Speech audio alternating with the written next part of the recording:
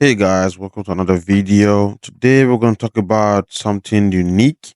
Today I'm going to show you how I hacked into a tech company just by URL, just by using a URL.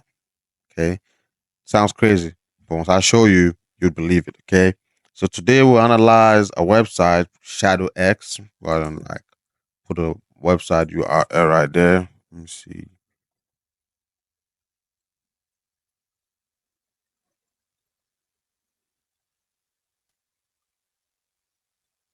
Hope I have it right. Think I remember. There you go. And Shadow X, secure portal, blah blah, this and that. And I'm gonna show you how I actually hacked into this site, just by using URL. I know it sounds crazy, but when I show you, you believe it. Okay.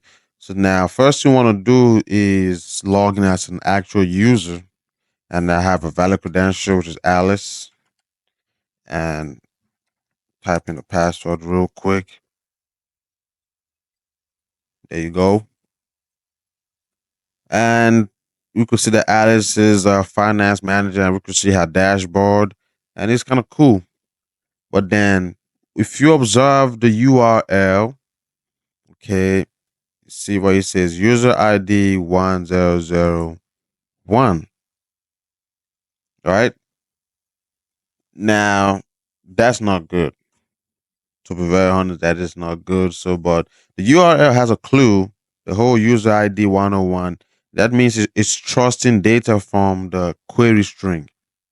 That is not good.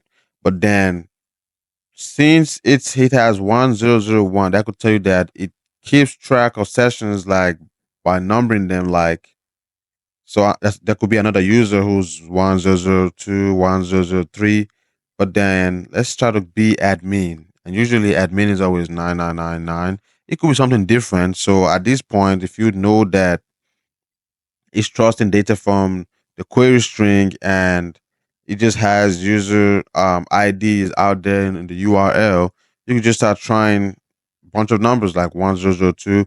So reasonably, if there's a user who's 1001, there's bound to be a user who's 1002. So you can just keep trying that until it don't work no more. Okay. So if I hit enter, you can see we're now admin, system administrator, right? We could have see his whole dashboard, right? Just by tweaking the URL, right? So we didn't have to log in, we didn't type no passwords. The server doesn't verify who I am. That's the problem. It just checks the number in the URL. So as long as you keep tweaking the numbers, it's just gonna check, oh, do I have a user whose ID is 1002? Yeah, log him in. That's it. So no authentication, just checking the URL. And that's not good. That's a vulnerability. And it's called IDOR. Insecure direct object reference. That's what it's called. Okay, and there's a lot of sites out there that's vulnerable to these I'll say vulnerabilities, put it that way.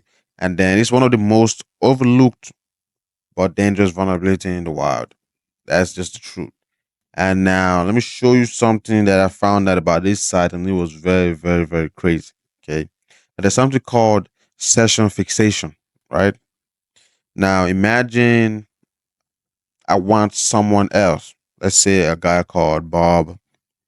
I want him to use a session I planted for him. So I could make a session here and have somebody else use that session that wasn't even in the system before, right? So let's tweak the URL again. Let's go ahead and tweak this URL, see what we can find. Erase this. So I'll do set session, question mark right there. So user ID, creating a user ID. Hold on. Equals to 1002. And the username, give it Bob. Create a session for Bob.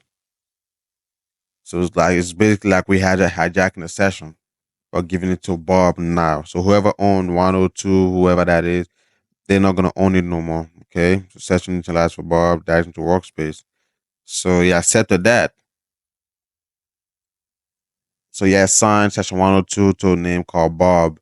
And if we go back to our URL and do 1002, there you go. Welcome, Bob, security manager. So whoever the security manager was, we've just stolen his session and given it to somebody called Bob, and now Bob is a security manager. So I could probably walk into this office or whoever, if they have an actual building, and be like, "I'm the security manager," and they might be a little sketchy about that, but I'll be like, "Yeah, hold on, I'll show you my login, I'll show you my dashboard. I'm the manager."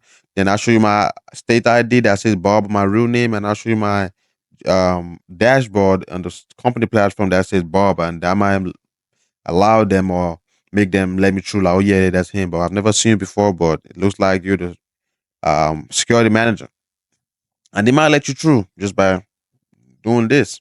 That's one way you got to steal a session and give it to somebody else. It's like taking someone else's property and handing it over to somebody else, and not even asking the original owner of that property.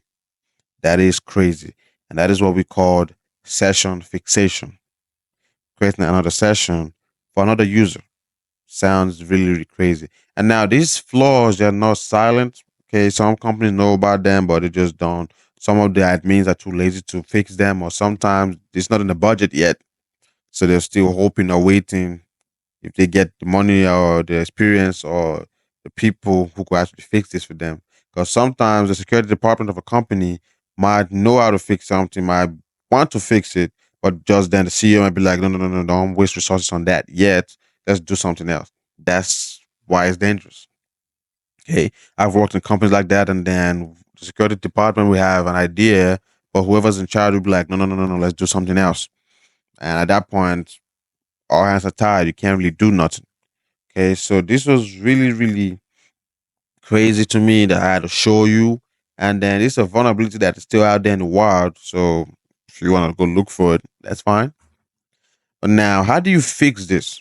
Now, never trust IDs from the browser. Okay, don't level make a website and let it trust IDs from the website. I have it validate every session, either by password or whatever it may be, but there must be some kind of validation. So just don't trust IDs from the browser alone. And if you ever let a user set their session data from a URL, you've already lost the battle. So never let anyone set no user ID or create a user through the URL. Sometimes it's not intentional, but the vulnerability is just there because probably the site runs on old code or just wasn't coded right. That might be the issue. So that's all I have for you today. And I hope you enjoyed this video. Please like, share, comment, subscribe, do what you got to do. And just to keep me motivated so I could keep making videos like this to help you in your cybersecurity journey. Okay.